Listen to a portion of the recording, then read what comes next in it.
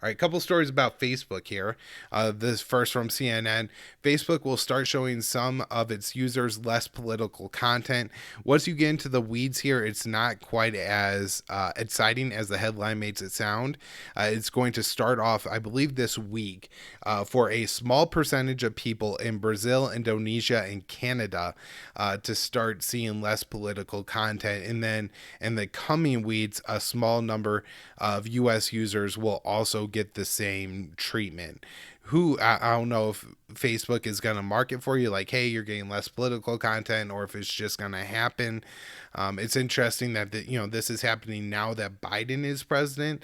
I think it's going to for conservatives feel like there's an intentional effort to make it to make people less politically outraged, to put less about what's going on in their faces, because things under Biden are going to be pretty similar to what they were under Trump. But if it's not, constantly being shared on all the social media platforms, then it's just going to feel like less bad stuff is happening.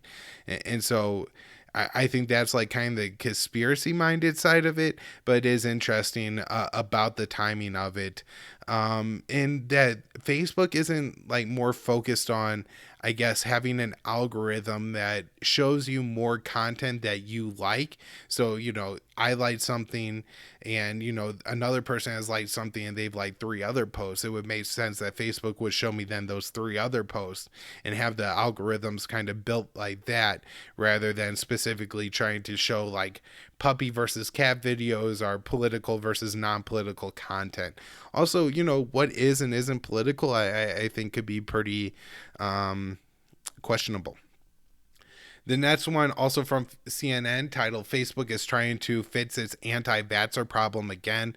Of course, this is a really loaded headline from CNN. That Facebook has an anti-vaxxer problem, or that anti-vaxxer in itself is a problem. Now, people who don't do any vaccines at all, maybe, if a large portion of society start doing that, there would be some negative like medical, polio outbreak or something like that.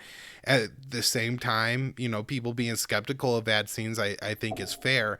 And I think this big notion that anybody who is skeptical of vaccines is an anti-vaxxer pushes a lot of people in to be more anti-vaxxer than they otherwise would be. But anyways, Facebook is going to try to crack down on anybody posting things questionable about vaccines.